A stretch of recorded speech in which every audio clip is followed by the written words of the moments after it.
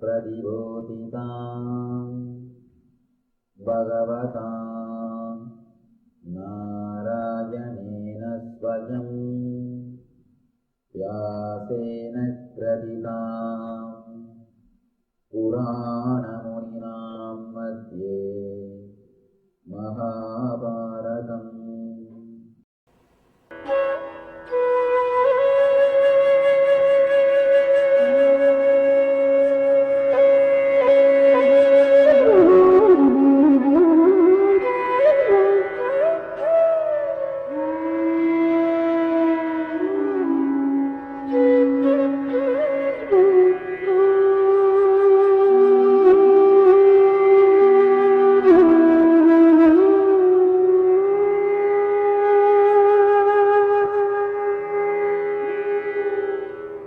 Into reality in the life all the words which he expressed in the earlier chapters. No new teaching is given. No new teaching is given. He just straight away gives the methodology or technique to imbibe whatever he spoke in the 16 chapters. Shraddhatraya Vibhaga. He speaks about the sincerity. First let me explain the word Shraddha. Please understand, Shraddha is not faith. Always the word Shraddha is translated as faith. No.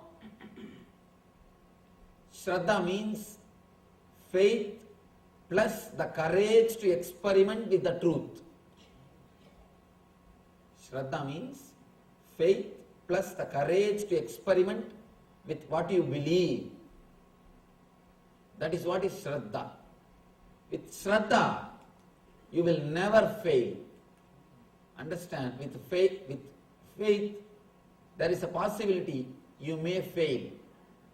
Because when you just have faith and don't have the courage to experiment with the truth, you will go to the restaurant, read the menu card and go away. You may miss eating. You may never taste the food. You may never experience it. But when you have Shraddha, with sincerity, there is no chance of you missing the truth. Person can never miss when he has got Shraddha, with sincerity. Here, Krishna explains, gives the all his emphasis on Shraddha. After the 16 chapters of teachings, now he has nothing new to add. He said whatever can be said. He has explained all the 7 layers in the 14th chapter. He started with Gunatraya Vibhaga, all the 3 gunas of Sattva, Rajas, Tamas. Then in the Purushottama Yoga, he explained the causal layer, the engrams, engraved memories, and the deeper level of cosmic and nirvanic body is explained in the 16th chapter. Daivasura Sambat Vibhaga Yoga, the ego or divine, demon or divine, you or me, whether our life should be centered on the attitude of me, or the attitude of you. The root cause is explained in the 16th chapter. Now he comes to 17th chapter, Shraddhatraya. Nothing more need to be added. Whatever can be said is expressed. Now all we need is Shraddha. If somebody has had a good feast, full, just like a house full, stomach full,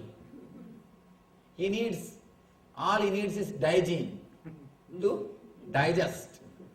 Same way, now Krishna has given a beautiful feast, spiritual feast to Arjuna. Now he gives Digene to digest the whole thing and enjoy. This whole chapter is Digene. He emphasizes, his whole emphasis on Shraddha, honesty, truthfulness, straightforwardness. We may think, why one full chapter just for Shraddha? Please understand, we all invariably, 100%, we miss enlightenment only in this one subject, Shraddha. Let me be very clear, it is not that we don't know all these truths which Krishna is speaking. Please be very clear, all of us know whatever Krishna is speaking. All these 16 days, whatever Krishna spoke, all of us know. It is not that we don't know. Then why we have not become Krishna? We miss this one thing, Shraddha. That's the only thing. Please be very clear, our problem is not that we don't know. Actually, our problem is we know too much. We know too much and we are not able to digest it. Vivekananda says beautifully, instead of knowing the whole library, just know 5 concepts. Just 5 concepts. And with Shraddha, experiment with that 5 concepts. Let that 5 concepts become your life. That is enough. Nothing else is necessary. Instead of having the whole library in your head, just have 5 concepts in your heart. Here, Arjuna is emphasizing, that Krishna is emphasizing the importance of Shraddha. How Shraddha can transform your whole life, and only Shraddha can transform. Understand? Whatever you believe, you may believe even in atheism, no problem. But you have Shraddha, sincerity to that faith, to that concept, I tell you, you will achieve the ultimate. There are so many people who achieved God, who achieved the truth, even through the path of atheism. Buddha himself, he never spoke about God. He never spoke about God. But not only he has become enlightened, thousands of people enlightened, got enlightenment because of Buddha. And in the latest days, J. Krishnamurti, no God, even mention of God is not there in his whole philosophy, but great enlightened master who just radiated enlightenment. And the same way, there are so many masters who became enlightened. George Gurdjieff, he became enlightened. No idea of God, no concept of God. What you believe is not important. How intense you are is really important. You see, Mahatma Gandhi, we call him Mahatma just because he is intense in whatever he believed. He was sincere to the core. Whatever he believed, he experimented with truths, with truth. That's why he calls his life, autobiography, as experiments with truth. He experimented with the truth. He allowed the truth to work on himself. He worked with the truth. Working with the truth is what I call sincerity. Not just listening, not just reading, not just believing, working.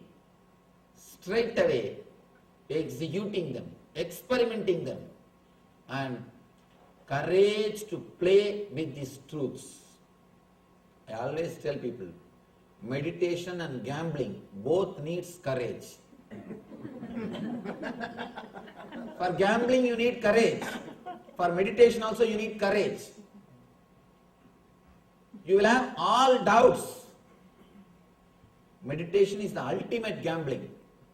With ordinary gambling, you gamble only with money. In meditation, you gamble with your ego. You gamble with your whole being. But one thing, in this meditation gambling, if you lose, you will win. Only losers win in this game. In the ordinary gambling, the more you get, you win. In the meditation gambling, when you put your ego at stake, you win the whole game. You win the whole game. You put your whole ego at stake. Spiritual life needs courage. That is why Vivekananda says, the spiritual people, he calls his disciples as Dhiraha. Dhira means the person who is courageous, who needs courage. You may think, why spiritual needs courage? The spiritual life needs courage. For spiritual life, we need to be silent. No, spiritual life needs courage to experiment with these truths. We hear so much, we heard so much in last 16 days. So many different teachings, so many different understandings, so many different techniques. We heard everything. Only if you have courage to experiment with them, it can help your life. It can transform your life. Otherwise, it can add little more weight to your head, that's all. Please understand, if you receive them and store them in your head, you will have more head weight. Nothing else. Now, you will tell, I know Gita. I know Gita. There are some books which just cannot be read, which needs to be experimented. Gita is the book which needs to be experimented. You need to experience it. See, for example, if you ate too much and if you are not able to digest it, naturally what will you do? You will vomit. You will have stomachache and vomit.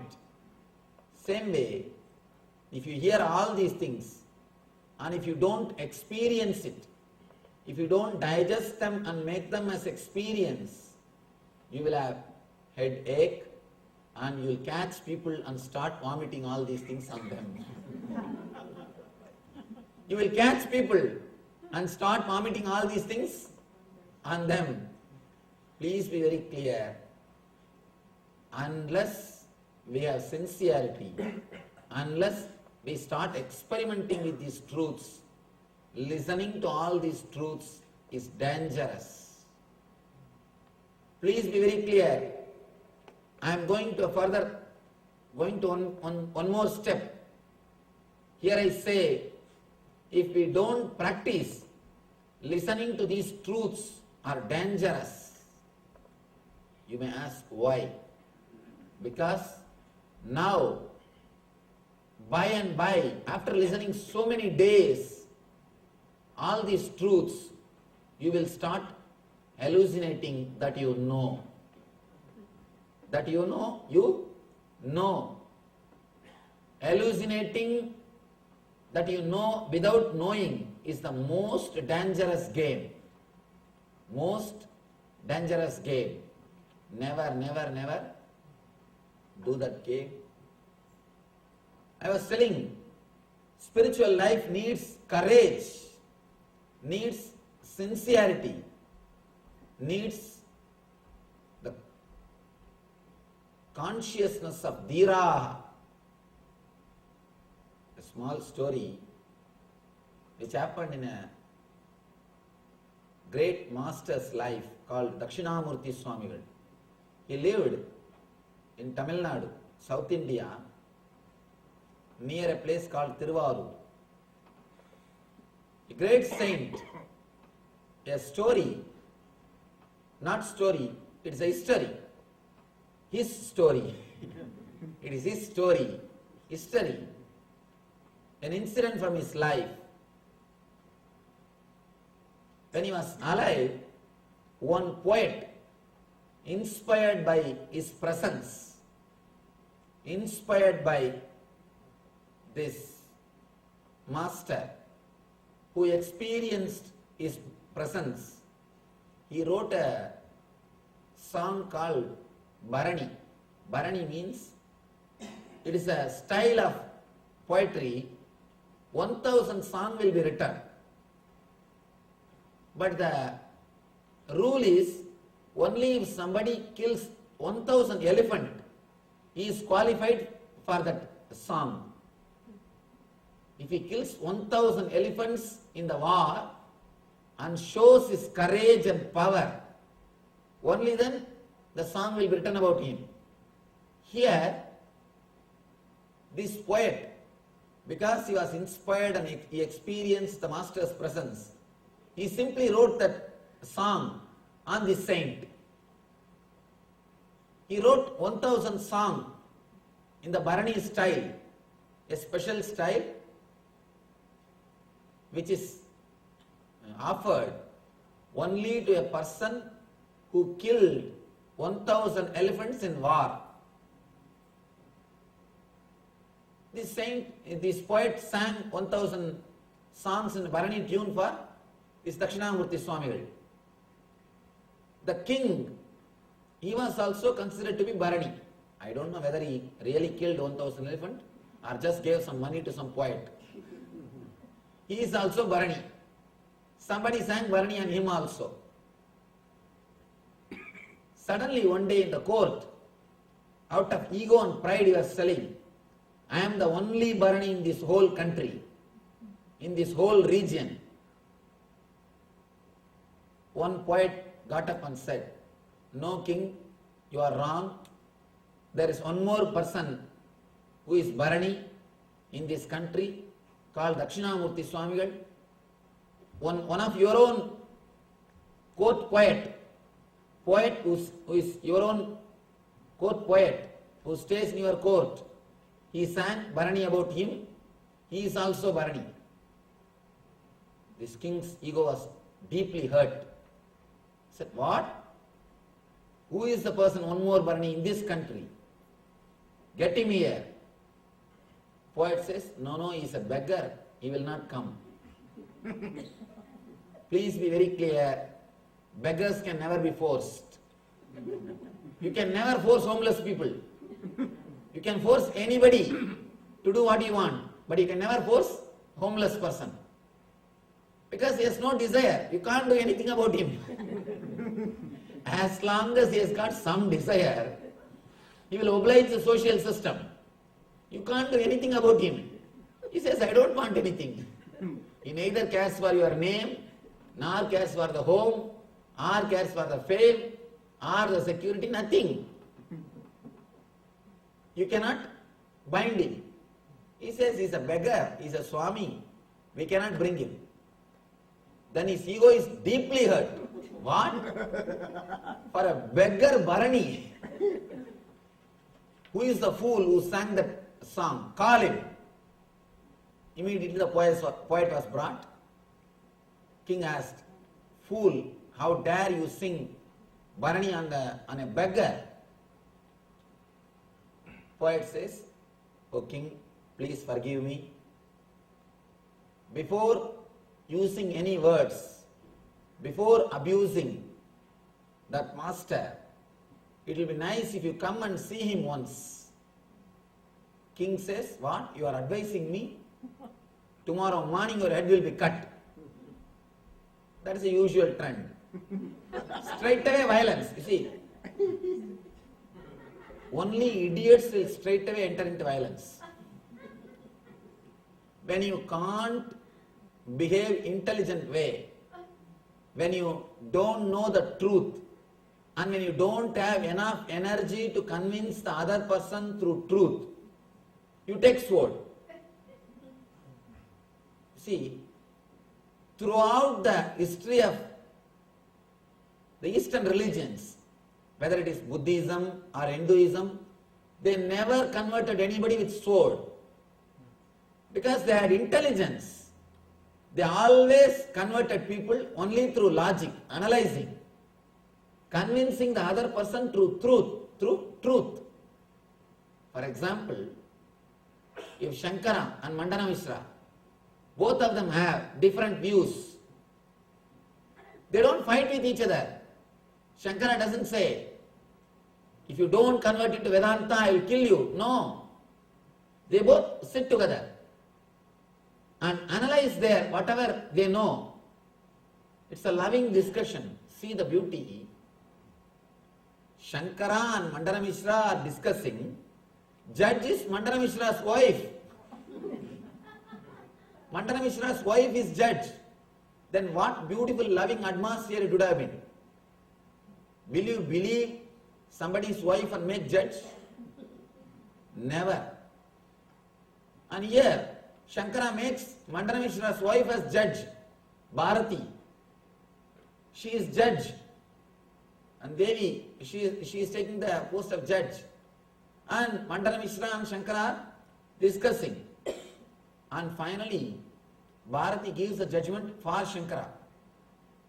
He says, Shankara won the whole thing. The whole thing happens out of love. No violence, no cutting, no killing, nothing. Simple discussion. Throughout the Eastern religions history you can see, never the cutting, never the killing. They never converted through sword because they don't believe in killing. They have intelligence, enough intelligence. So they express the concept. And one more thing, whoever is able to express the truth clearly, automatically other person joins in this person's group. That's all. When Shankara convinced Mandana Mishra dropped everything and came and surrendered his life to Shankara. He became disciple of Shankara, Sureshwara Acharya. He took the path of Shankara's teachings. Here, people who use the sword, they prove they are idiots. Because they don't have intelligence, straight away attack. There are many religions which converts people through sword because they don't have enough clarity or courage to share the truth. You can never do anything through sword. Through sword, only destruction is possible, never construction. This king, dumb guy, straight away he says, kill him. Tomorrow morning, he should be killed. Kill that poet. Poet says, I have no problem. I experienced truth through this master. I have no problem. I am ready to die. But I can tell you one thing. If you are really intelligent, do this one thing. Go and meet him at least once. Come back. Then I am ready to die. But don't punish unless you see him. Then king says, all right. What is there? After all, let us go and see and come back. If he is not real Bharani, we can kill him also. He goes to see the Dakshinamurti Swamigal. He is a Paramahamsa. No clothes. He never wore any clothes. Sitting under banyan tree, a big banyan tree. Under that he is sitting. And this king goes with all his paraphernalia, Radha, Pada, Gaja, all the senas, all the warriors. Understand? Kings will always go with the paraphernalia. Because they lose their identity without paraphernalia.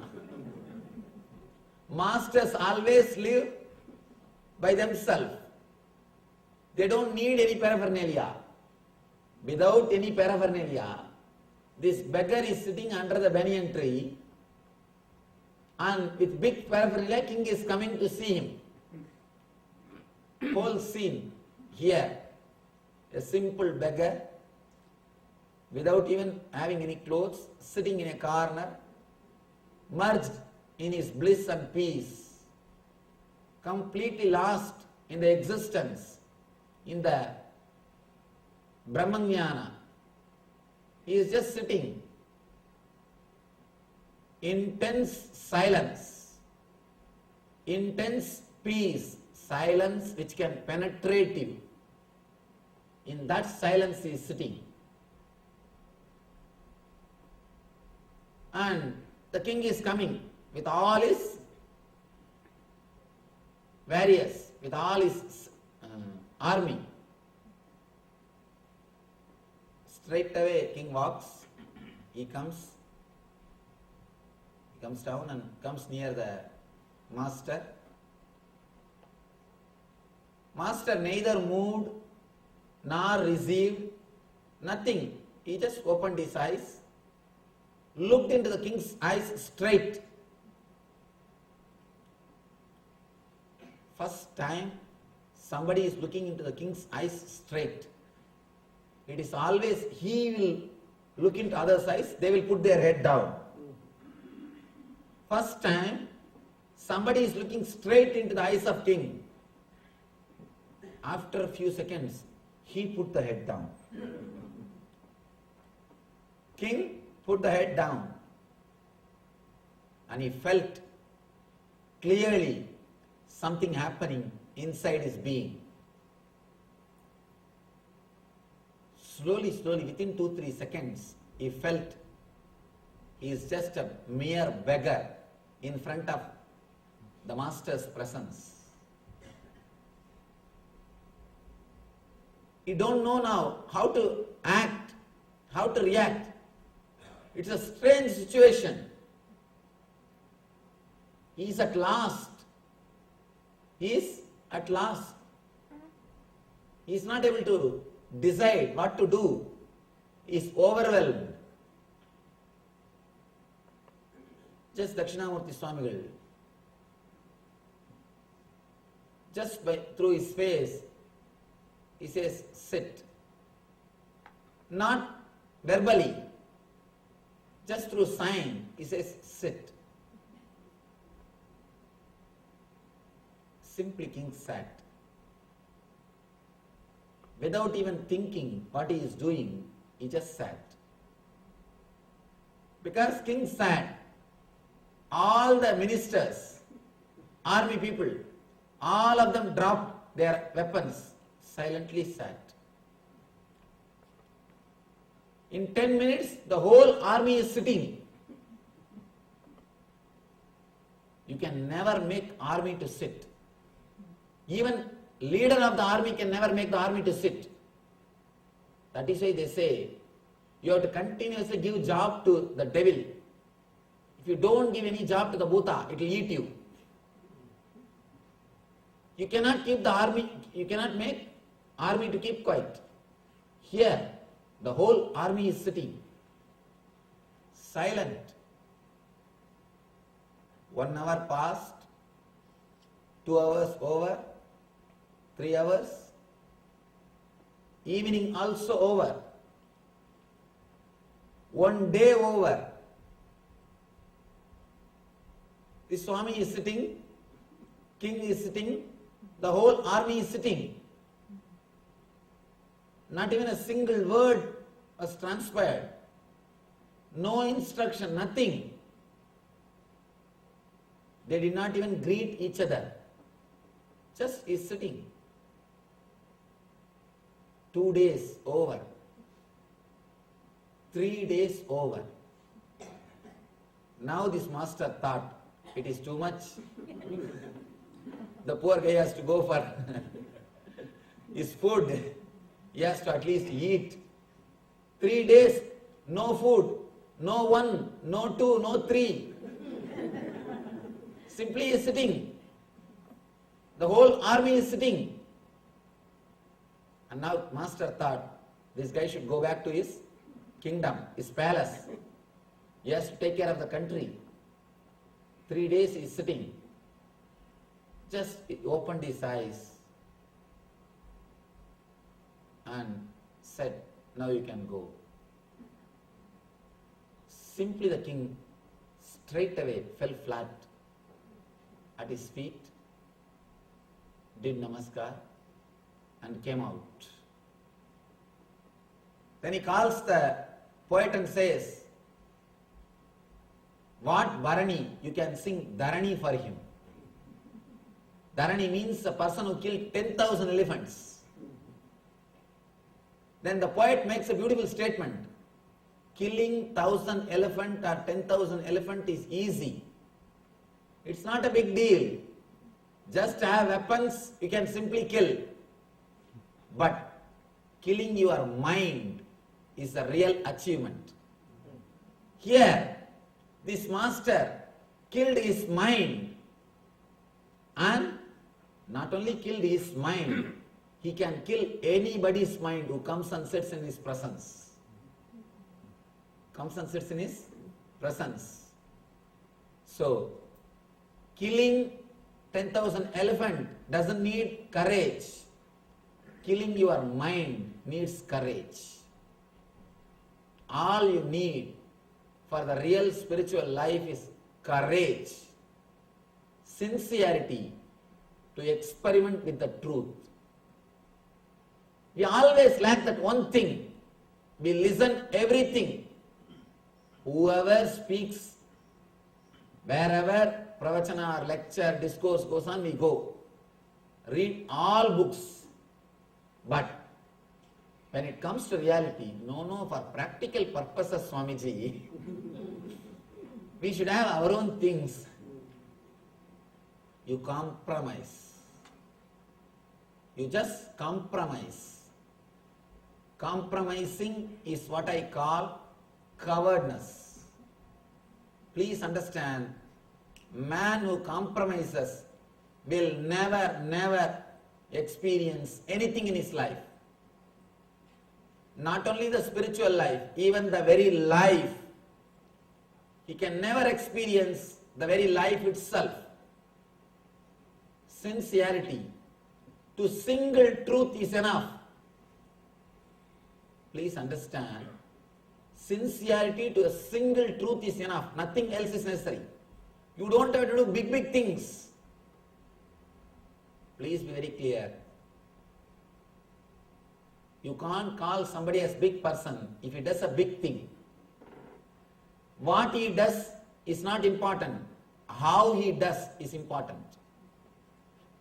There was a great saint called Nammalvar. In Tamil Nadu he lived. Throughout his life he did only one thing. He made garlands for Vishnu, that's all. Nothing else.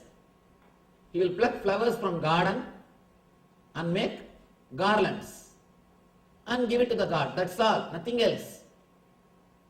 Simple, making garlands, that's all, nothing else. He became enlightened. There are so many enlightened masters. They did not do big things. They did very small things, but in a big way. What they did, they had a deep trust. And one more enlightened person, he did not even make garlands and offer. Every day he will throw one stone towards Shivalinga. Yes, his name is called Chakya Nayanar. He is a Buddhist monk. Because he is a Buddhist monk, publicly he cannot worship Shivalinga. But he has got tremendous respect and devotion for Shiva. Somehow he became Buddhist monk. And in Buddhism, from the young age, you will be given to monastery. In one family, at least one son will be given to monastery. They will bring him up and make him as Buddhist monk. So he was given away like that to Buddhist monastery. But he had a deep devotion for Shiva.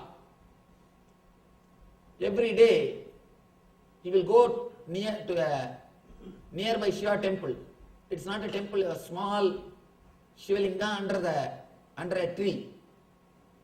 From distance, he will take one stone and think it is a flower and throw that stone on the linga and come away. Even if somebody sees, if they ask, hey, what are you doing? He can say, I am only throwing stones at linga. Throwing stones towards Shiva. And he will throw that stone and come away. And he became enlightened. Suddenly one day, when he threw that stone, one old man appeared and asked, what are you doing? No, I am just throwing stones at linga, towards Shivalinga. Old man said, no, the way in which you throw, it shows your devotion. You may throw stone, but the way in which you are throwing, that shows your devotion. Tell me who you are. Then he says, by somehow I am born in the Buddhist family, but I am deeply devoted to Shiva. Every day I come and offer my being to him by throwing this stone. Immediately the old man turns and gives his darshan as Shiva and gives him enlightenment. Understand, what you do is not important. Even if you sweep your house, even if you clean your house, it's okay. But do it with complete intense sincerity in that moment. Live in that moment. Understand? Spiritual practice does not mean you will go away to some forest, you will hold your nose 10 times and this time and that way and this way. You will torture yourself. No. Do anything but with intense sincerity. Let you have courage to express whatever you believe. Let you have courage to work, to experiment with whatever you believe. Whatever you believe, have courage to experiment. Don't bother about the truth which you are believing is ultimate truth or not. You will not know whether it is ultimate truth or not unless you have the courage to experiment with it. Without experimenting, you cannot conclude. If you conclude without experimenting, it is again prejudice. It is prejudice. You cannot conclude without experimenting. All you need is the courage to experiment with the truth which you believe. In Tamil, they have 3 words for Satya. 3 words just to express the same word Satya. They say one word is Vaimai, means speaking the truth through mouth. Another one is Unmai, speaking the truth through your mind or heart. Third word, beautiful word, Meimai. The word means speaking, living the truth your body, through your body. In Tamil, Mei means body. Living the truth through your body. Speaking the truth through mouth, all of us can understand.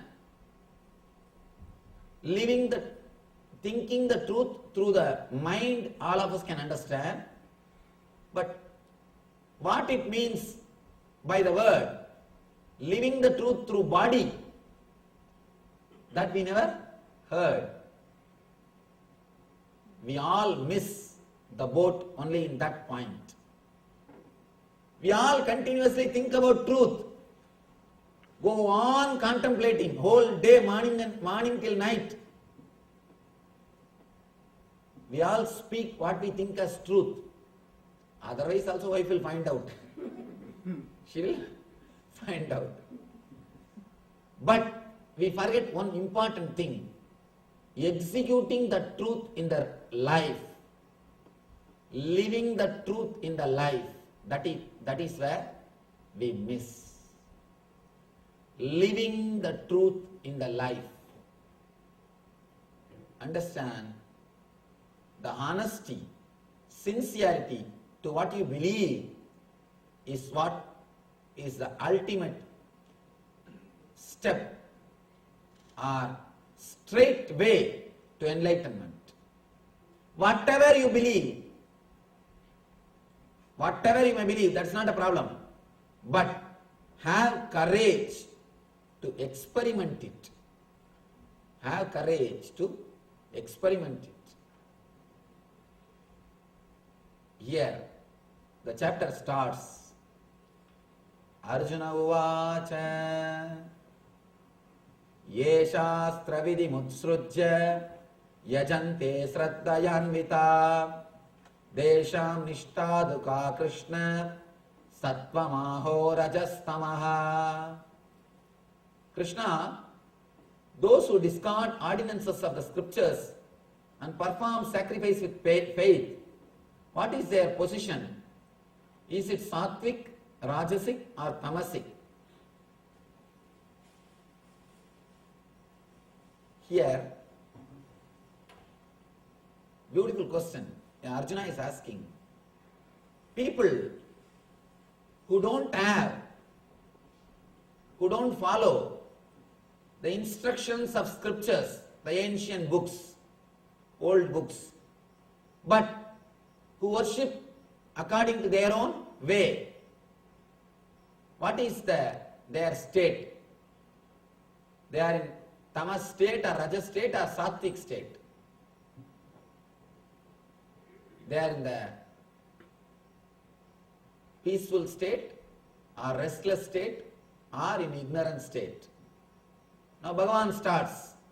Bhagavan uvacha Trividha bhavati shraddha dehinam sasvabhavaja sattviki rajasi chaiva tamasi cheditam srunu.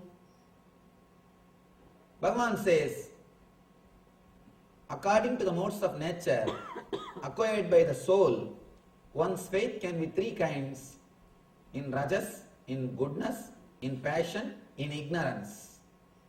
Now let me tell about that, O Arjuna, listen.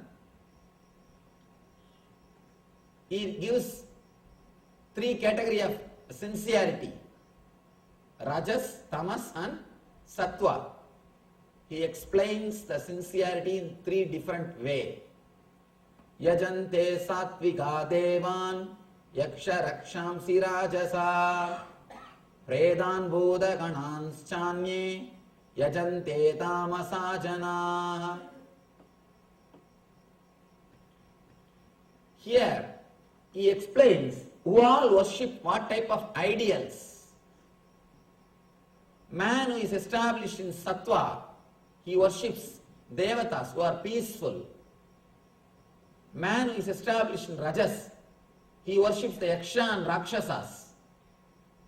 Man who is established in tamas, ignorance, he worships the preta and bhutas. You understand? What is your ideal? That decides your quality.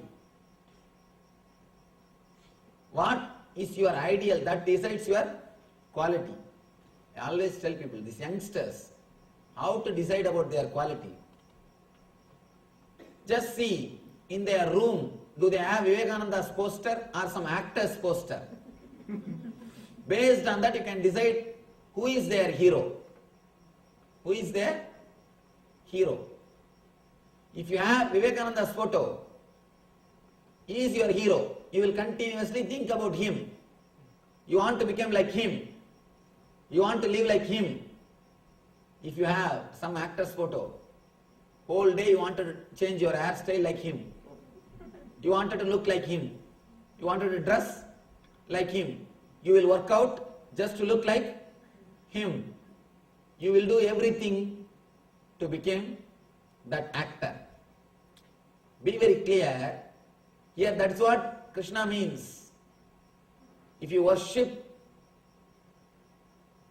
the right ideal, you are established in sattva. If you have Vivekananda's poster in your room, be very clear, you are in sattva. If you have some actors, photo in your room, poster in your room, be very clear, you are in rajas. And tamas. Tamas is, if you have some violent, these fighters, every day, whole day these shows go on, fighting with each other, beating, what they call that, samurais, some fighting. Please understand, this fighting is a perversion. I can never imagine thousands of people sitting and watching 3-4 people fighting. How perverted we became. Please be very clear, if you are continuously sitting and watching the fighting in TV, you are established in tamas. You are established in tamas.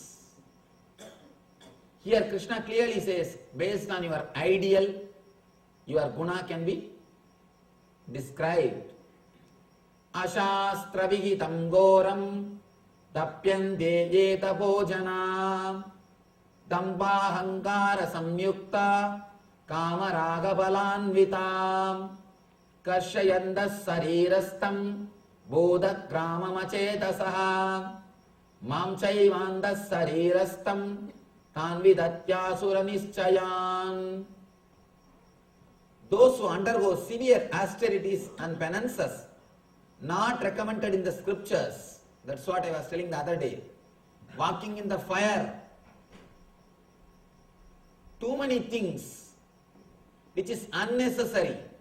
Krishna says there is no need for all those things.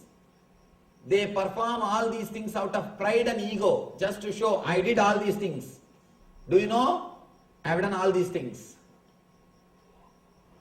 It is called, it is done out of pride and egoism. It is done out of lust and attachment, who are foolish and who torture the body and the material elements, as well as the Paramatma which is dwelling inside them. Beautifully Krishna says, please do not torture the Atman which is inside your body. Don't abuse your body, because this body is a temple of God. It is temple of God. If you torture the body, you are torturing the Paramatma who is inside.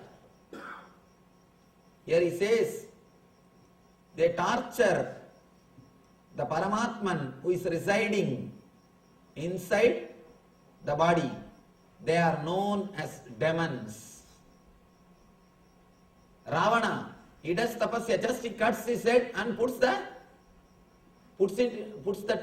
heads into the fire. Rakshasa tapas, torturing the body, torturing the Paramatman who is residing in the body. There is no need for all this self-torturing. Krishna says very clearly, don't torture yourself.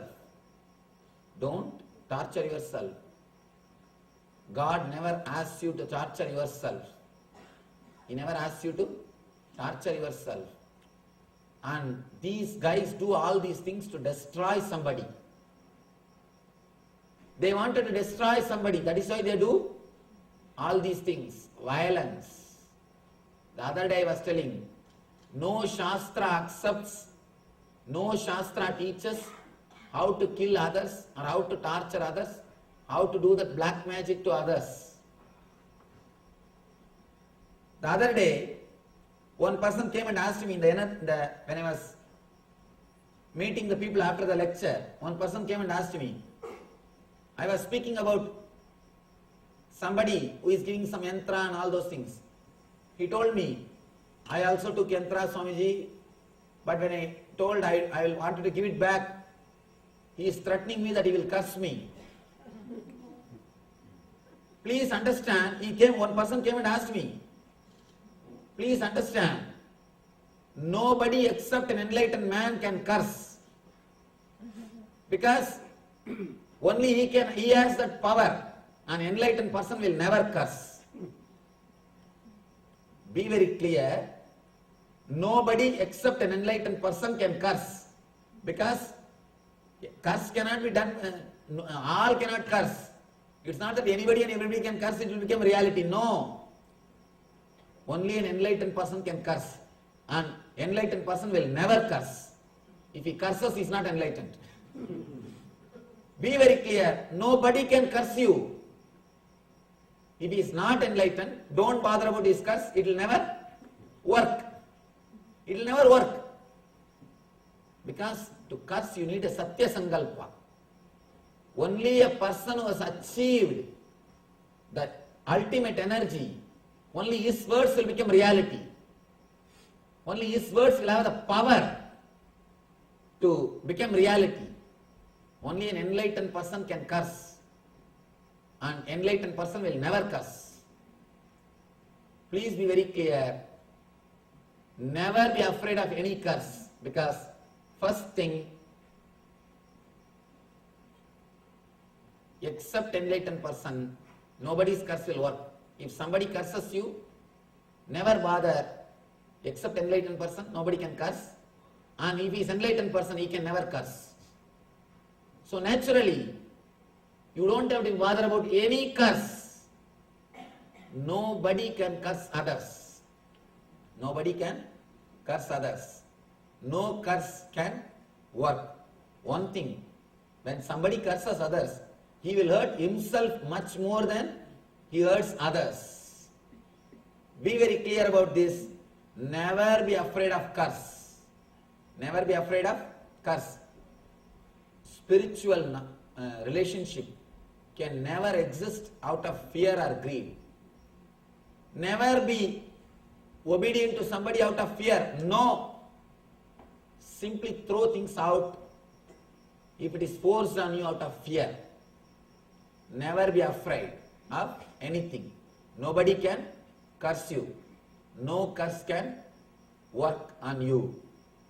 Except enlightened man. Nobody can curse. An enlightened man will never curse. Let you understand these two statements clearly. Curse as such is never possible in the life. Just be liberated from the life, from the fear of life. Here Krishna says, there is no need for all this penance. All this penance is just cheating yourself. Out of ego and pride you do, but never you achieve anything. Person who does all these things out of ego and pride is called demon, Rakshasa. Agarastvabhi sarvasya trivido bhavati priyaha yanyastapas tatadanam tesham vedamimam shrunu. Now he says about the food. Three different kinds of these people, they enjoy three different kinds of food. And he goes on explaining these three kinds of Shraddha. Please understand, one group who are complete negative, doubt. They decided not to believe anything. They decided not to raise themselves in their life. Complete dumb. You can't do anything with them. This is the first group.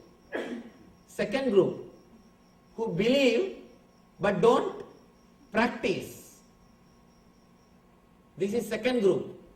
Third group, who believe and practice, sincere. Three group. One is doubting. Even the word doubting is good word. Prejudiced. This group is tamas. Next, believing. This group is rajas. Third, sincere. This group is sattva.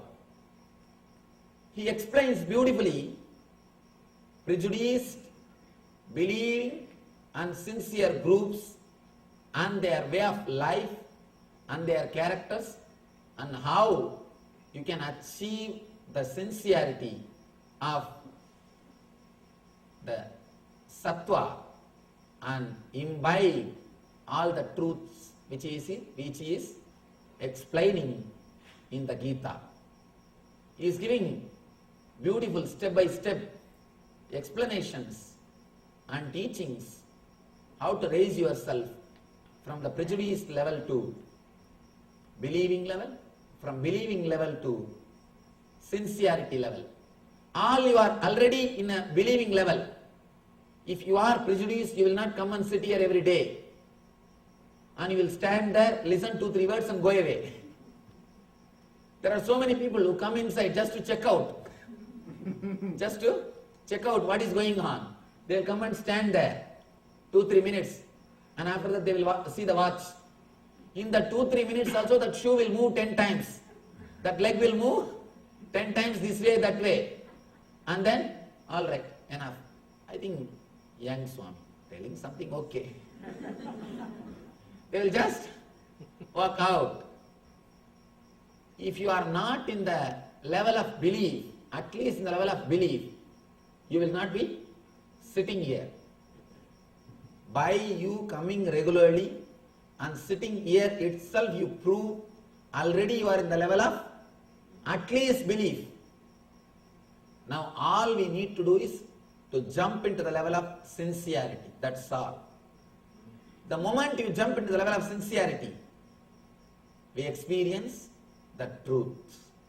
We become Krishna. We experience the Krishna consciousness. Now, we will enter into the technology of experiencing that sincerity